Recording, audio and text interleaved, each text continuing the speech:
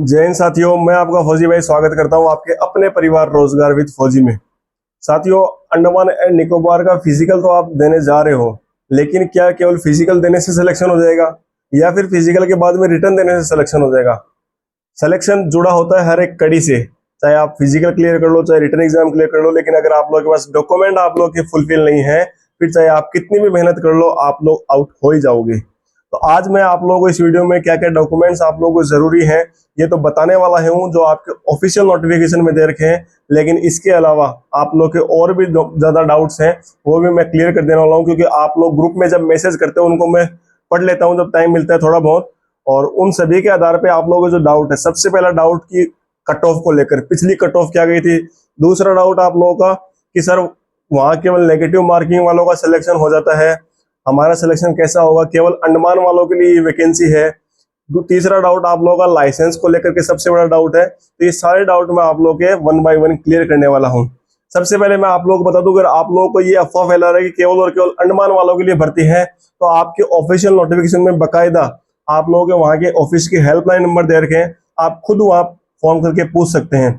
दूसरी बात, अगर अंडमान के लिए दी होती तो ये वैकेंसी यूआर कैटेगरी में बकायदा ये जहां भी किसी भी नोटिफिकेशन में सिटीजन ऑफ इंडिया लिखा है तो उसके अंदर आप लोग अप्लाई कर सकते हो, फिर चाहे वो इंडिया के अंदर किसी भी स्टेट का वो जो नोटिफिकेशन हो क्यों ना हो। जहां ये लिखा हुआ है सिटीजन ऑफ इंडिया, वो इसके अंदर अप्लाई कर सकते हो, तो फिर आप लोग किसी भी स्टेट से हो तो अप्लाई कर सकते हो। दूसरी बात, कट ऑफ को लेकर के, कट ऑफ बढ़ाने और कम करने वाले कौन है साथियों? आप और हम लोग हैं।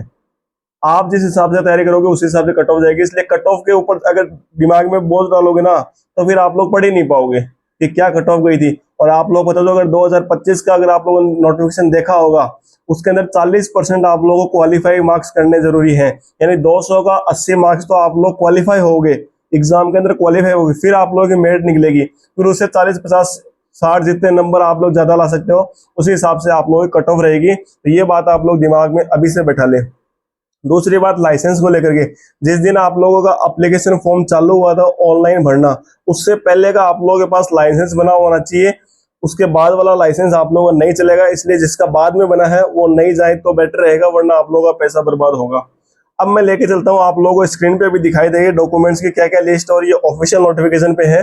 उससे पहले साथियों, ये मेरी तरफ से एक नया वो क्या है, मैं खुद अपने आप को अपग्रेड करने की कोशिश कर रहा हूँ आप लोगों को, ताकि स्क्रीन पे दोनों चीजें एक साथ दिखाई दूं, मैं भी एक साथ दिखाई दूं, और आप लोगों के पीडीएफ इसलिए आपके भाई ने थोड़ा ये आप लोगों के लिए खर्चा किया है, आईपैड मंगाया है, और ये आप लोगों को ऑफिशियल नोटिफिकेशन है।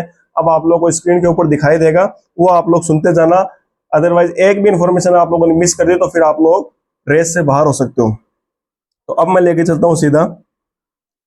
सबसे पहले आप लोगों को बता दूं, आप लोग की जो आप लोगों का जो एडमिट कार्ड है, उस एडमिट कार्ड के साथ में फिजिकल के टाइम पे लेके जाना है आप लोगों को डॉक्यूमेंट्स, क्योंकि आप लोगों का फिजिकल के साथ में डॉक्यूमेंट वेरिफिकेशन होने वाला है। आप लोगों को स्क्रीन पे दिखाई दे रहा होगा, मैं आप लोगों को पढ़ के सुना देता हूं, देख लीजिए।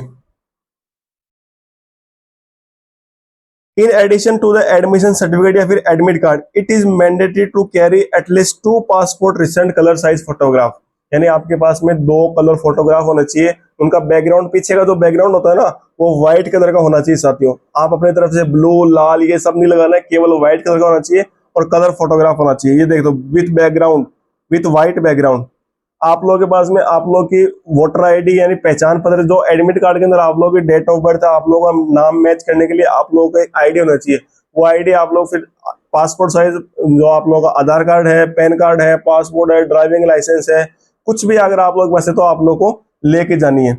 और आप लोग का ये डॉक्यूमेंट्स जो वेरिफिकेशन होगा फिजिकल के टाइम पे होगा। फिर से आप लोग बता रहा हूँ, दिमाग में ये चीज बैठा रहना कि आप लोग फिर सोचो कि इन डॉक्यूमेंट्स नहीं लेके जाए, क्या ही होगा।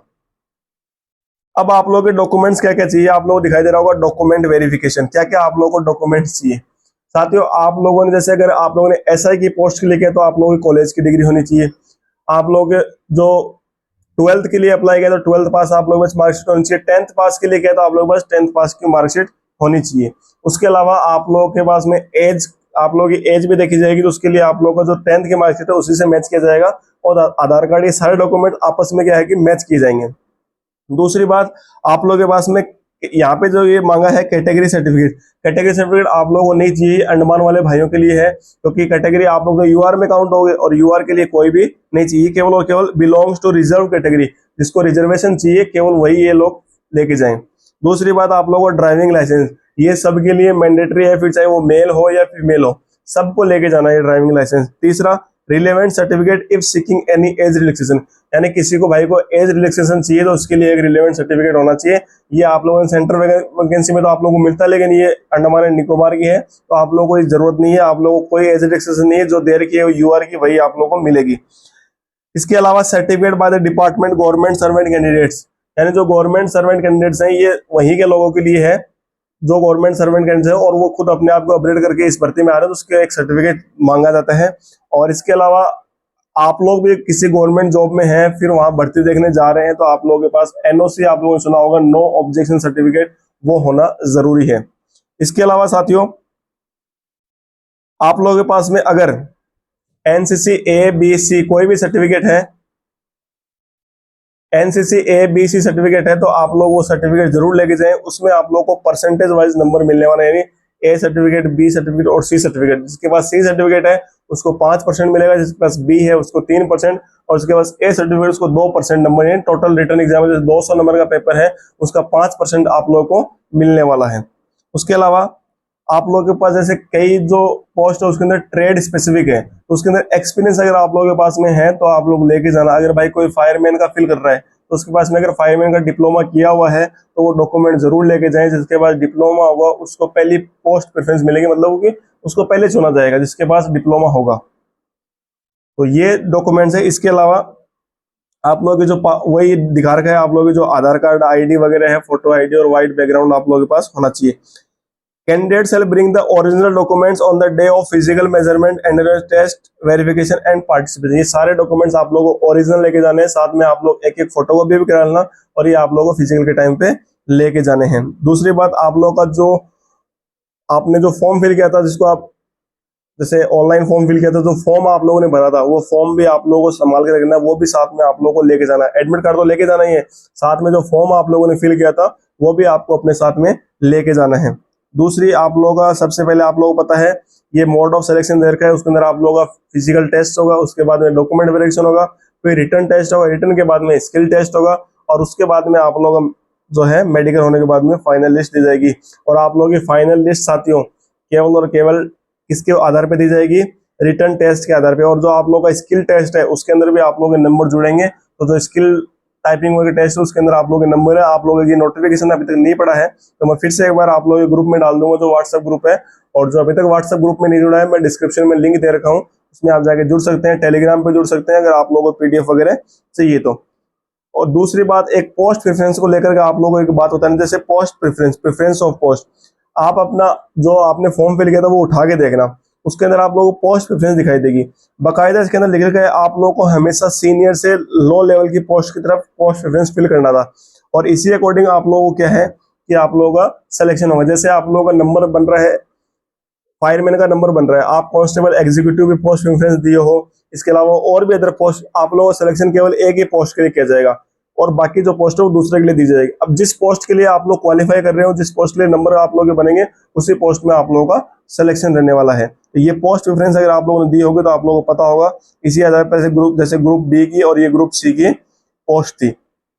इसके अलावा the option for the post based on the preference once exercised by the candidate shall be treated as final. जो आप लोगों ने पहले भर दी वही फाइनल है, बाद में आप लोग चेंज नहीं कर सकते, ये चीज इसमें बताई गई है। और भी अगर आप लोगों के डाउट्स हैं और आप लोगों का जो एग्जाम को लेकर है कि क्या आप लोगों का सिलेबस मैंने बता दिया, मैं प्रीवियस ईयर क्वेश्चन पेपर भी आप लोगों को बहुत जल्द प्रोवाइड करा दूंगा।